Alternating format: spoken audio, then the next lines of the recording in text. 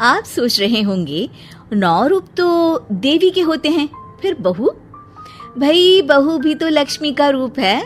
तो जब बहू के पैर पड़ने से घर में समृद्धि आती है तो और क्या क्या होता है, जरा देखिए।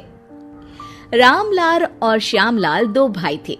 दोनों बड़े ही प्यार से साथ ही एक ही घर में रहते, लेकिन दोनों की बीवियों का रवैया एक दूसरे के लिए बिल्कुल ठीक नहीं था। एक दिन रामलाल की बीवी कहती है, अरे रमा, ये क्या कर दिया?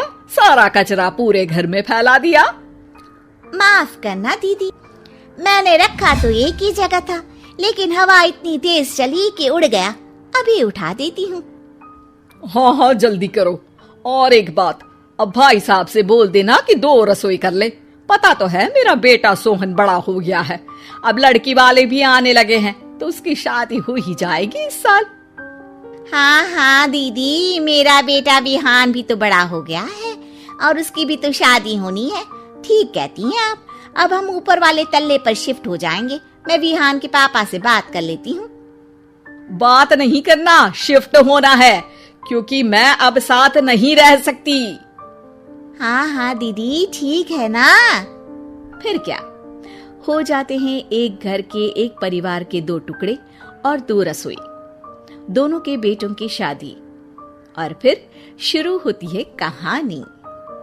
अरे मेरी बहू तो ढेर सारा दहेज लाई है। ये देखो, बड़ा टीवी, एसी, कार और गहने भी। दीदी ये तो बहुत अच्छा है, लेकिन है कहाँ आपकी बहू?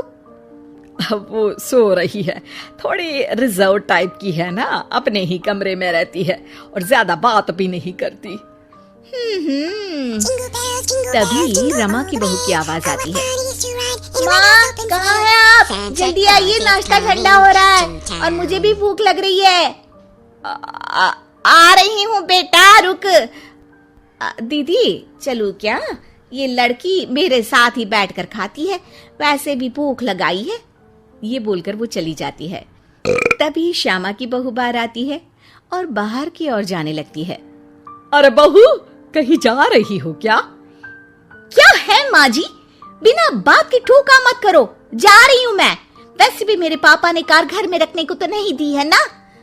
अरे नहीं नहीं बेटा, बिल्कुल बिल्कुल, घूमो घूमो। मैं तो कहती हूँ मुझे भी साथ लेकर जाया करो, साथ ही घुमा करेंगे। अरे नहीं नहीं, मैं आपके साथ बिल्कुल भी कंफर्टेबल नहीं हूँ। वैसे भी मैं शॉपिंग में जा रही हूँ, कहाँ आपको टांगती फिरूंगी। ये बोलकर श्यामा की बहू निकल जाती है। तभी उसके कान में ऊपर वाले तल्ले से हंसने की आवाज आती है। और ये कौन इतनी जोर जोर से हंस रहा है? ऊपर जाती है, जहाँ वो देखती है कि रमा और उसकी बहू साथ बैठकर बातें कर रही होती हैं। फिर तो मम्मी जी इतना मजा आया कि मैं क्या बताऊं।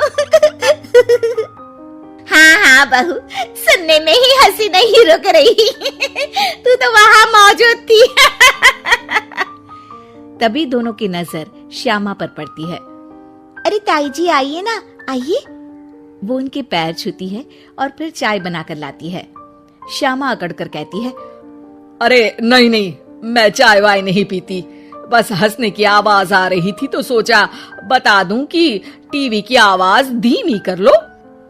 अरे टीवी, वो देखो दीदी, धूल खा रहा है, वक्त ही नहीं मिलता देखने का। बहू के साथ वक्त कैसे बीत जाता है, इसकी बातें और किस्से कहानी किसी सीरियल से कम नहीं होते। श्यामा को खुशहाल रमा को देखकर जलन होती है। हाँ हाँ, मैं तो तंग आ जाती हूँ इतनी सारी बातें करके, मुझे तो सुकून पसंद है। ये कहकर श्यामा चली जाती है। अगले दिन रमा अपनी बहू के साथ घर से जा रही होती है कि तभी दरवाजे में श्यामा उन्हें टोकती है। अरे कहाँ जा रही हो दोनों? अरे देखिए ना दीदी, इसे शॉपिंग करने जाना था। मैंने कहा अकेली चली जा, तो कहने लगी मम्मी जी आप घर में अकेले बोर हो जाओगे ना, आप भी चलो हमारे साथ। अरे अब इस उम्र में तू कहाँ घूमेगी? अब देखते हैं दीदी, जहाँ ये लड़की घुमा दे। अब मेरी बहू भी कल गई थी कार चलाकर। हाँ।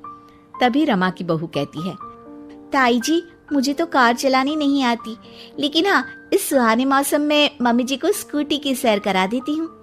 श्यामा का मुंह बंद हो जाता है। वो अपने कमरे में चली जाती है जहाँ उसकी बहू बैठकर अकेली टीवी देख रही होती है।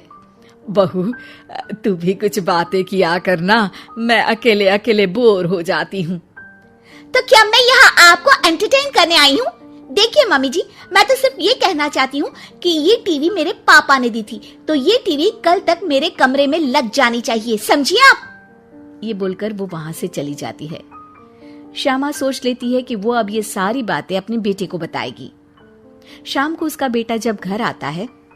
अरे देख बेटा, तेरी बीवी सारा दिन अपने कमरे में रहती है, न बात करती है न चित। मैं बूढ़ी सारा दिन भूत की तरह अकेली घूमती रहती हूँ घर में। अरे माँ, मैं क्या बोलूं? मैंने कई बार उसे बोला कि सबके साथ उठा बैठा करो, हंसा बोला करो और मिलकर रहो, लेकिन वो कहती है कि उसका मन ही नहीं करता। अरे क्यों मन नहीं करता है? ऐसा क्या हो गया? माँ, तुझे याद है उसके पिता ने कार देने से मना कर दिया था।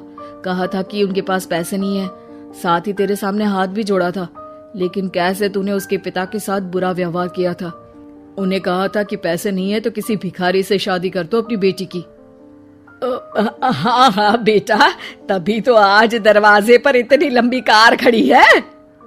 बस माँ, तो अब तू उस कार से ही बात कर और उससे मन लगा, क्योंकि पिता के आंखों का आंसू आपकी बहू के दिल तक उतर चुका है और आपकी इज्जत उसकी नजर में।